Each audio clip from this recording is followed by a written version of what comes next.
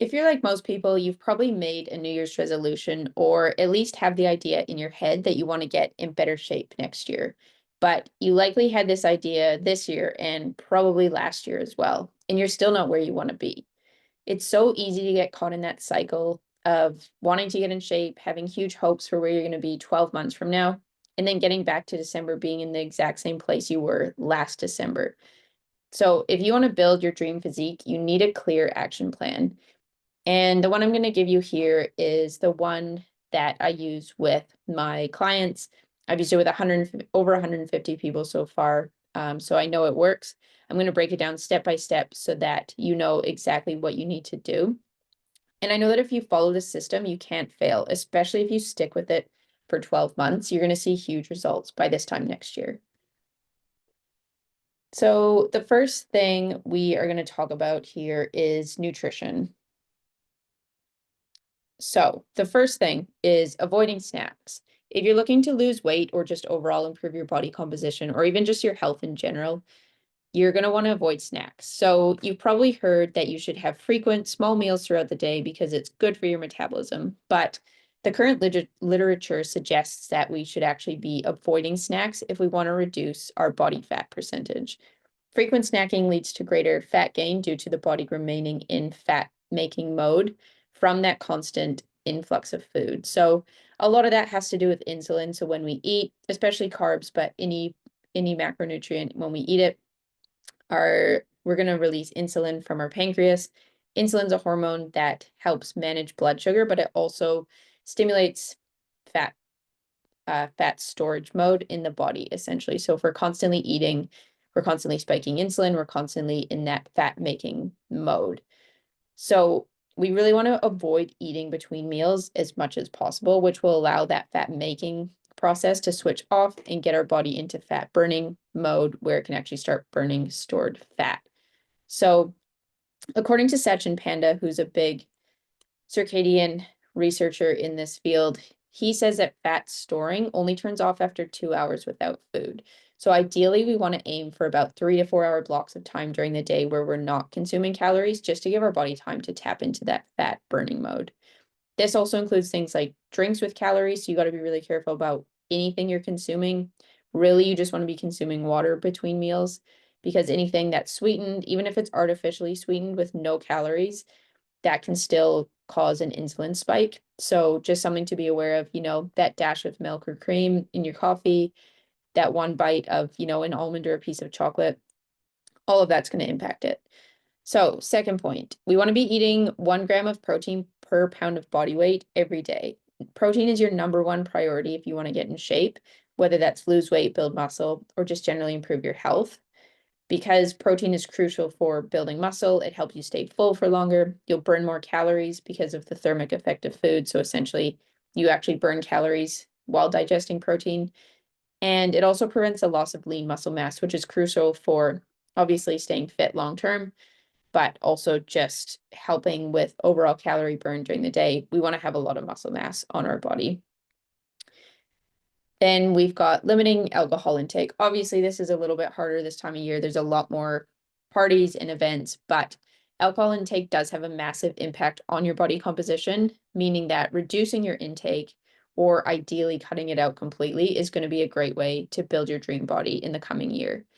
Alcohol especially has a big impact on belly fat, hence why it's called a beer belly. So if you're struggling with fat around, your torso, around the belly, it's going to be extra important that you do avoid alcohol. Then we've got avoiding seed oils. So these are oils, they might be, referred to as vegetable oils, seed oils, processed oils. We want to be avoiding these because they're highly inflammatory and they essentially destroy your health. I always tell my clients, if you make one change to your nutrition, it needs to be cutting out seed oils. So we want to avoid them at all costs because they're going to clog up our metabolism. They make it hard for our bodies to tap into their stored fat stores for fuel. So like we talked about with the snacks, this is a great way to be able to get your body into that fat burning mode. And they essentially just, block any progress. They're very fake, they're highly processed. They really wreak havoc on your health. So we want to be avoiding those as much as possible. Then we want to be eating a high protein breakfast every day. So again, there's that, I guess, idea in the media that skipping breakfast is the best way to lose weight and get lean. And it can definitely help in certain situations. But what I've found is that for most people, it doesn't work and it actually makes things more challenging. So we want to be getting a high protein breakfast, which I would say is about 30 grams of protein at least, and ideally within 30 to 60 minutes of waking up, which will support muscle building. It also helps keep you full and, staves off cravings later in the day, especially like mid-morning. And that makes it more likely that you're going to be able to, move throughout the day, get through the day with energy, hit your workouts, make good food choices later on. But it also just helps with hormones as well. So especially if you have like a high stress life, you're dealing with high pressure situations, eating breakfast is a good way to help essentially calm that, because when your body thinks that food is scarce, it stresses the body. And that can be helpful because when your body's stressed, you're going to go look for food. That's how it was thousands of years ago. But now that stress is just compounding with your stress from work, and cortisol can lead to fat gain, and it's just a bad cycle. So I always recommend eating breakfast.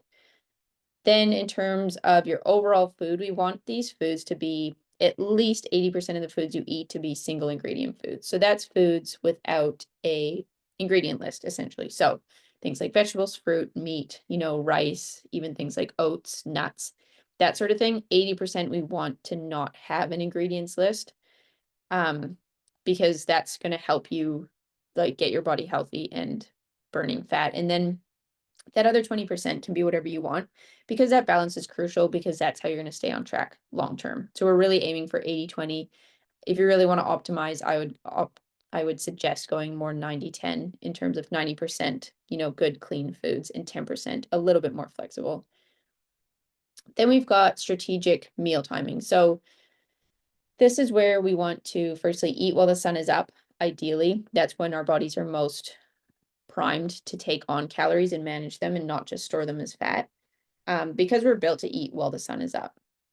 And eating outside of this can lead to fat storage. So I think a lot of people know that, evening snacking can really hinder your results. So we really want to be eating while the sun is up. Obviously, it's a bit harder for anyone who's in winter right now because the sun probably sets at like, 4 o'clock.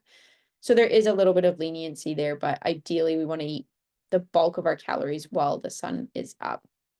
Then we want to reduce our eating window to 8 to 12 hours. I recommend closer to 12 for women or anyone who's lean or anyone who's highly stressed, just because, like I talked about before, the hormones can really impact your fat loss and muscle gain as well. So we just want to be managing hormones as best we can. So this could be something like eating from 8 a.m. to 8 p.m. So you start eating at 8 and you finish eating at 8, and then you don't eat outside of this. So this can help, again, accelerate your fat loss by letting it get into its own fat storage, fat stores for fuel, getting into that fat burning mode rather than the fat storing mode.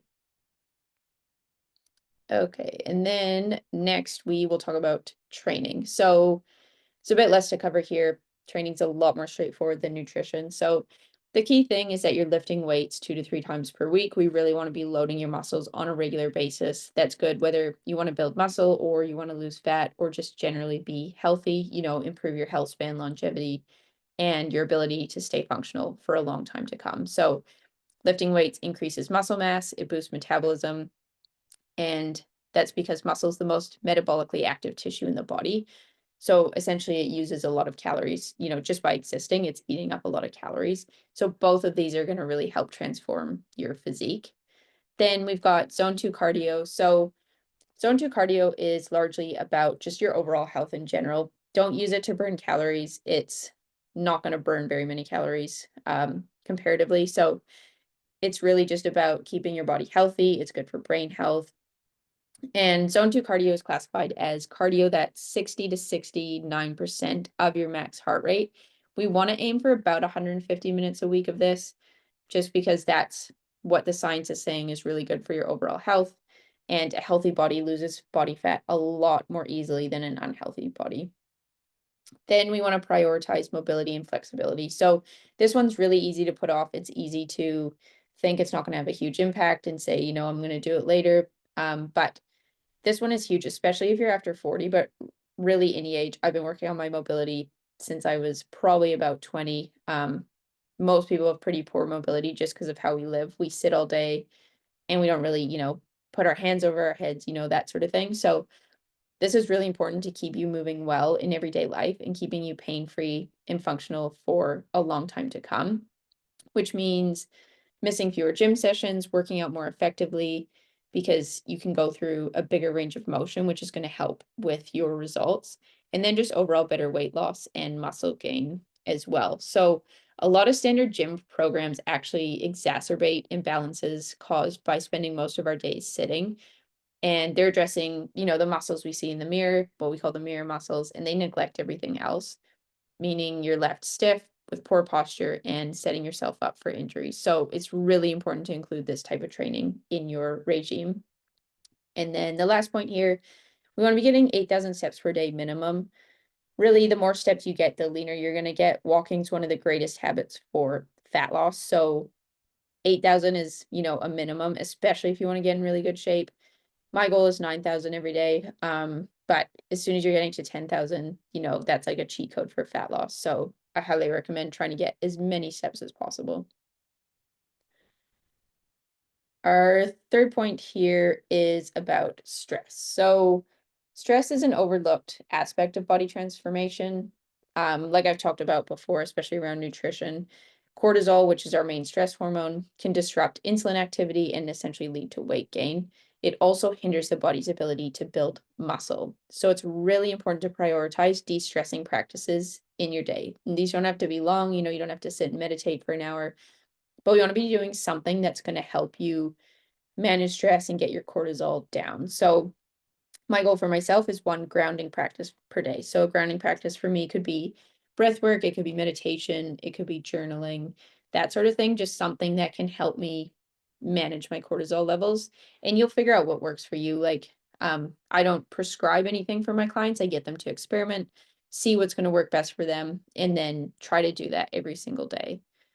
So some ideas here, obviously creating a daily stress management practice, prioritizing time in nature, especially in the sun. The sun's really good for our overall health. Obviously, again, this time of year for a lot of people, it's a challenge to get some sun, but even if you can just get outside, that's huge. And then finally, minimizing artificial blue light exposure. So you might not realize, but the exposure of that blue light, especially from screens like your phone and your laptop, but even overhead lights as well, can actually be really damaging for your mental health, and your nervous system especially. So if you're someone who does struggle, with anxiety, stress, or just, your nervous system being overactive, I highly recommend getting like some, I have like Philips Hue bulbs in, so I've got them quite bright right now, but anything you can dim and turn to like a warmer color of light bulb, and same with your screen. So make sure, like, I have my night mode on all the time on my laptop and my phone so that my phone is always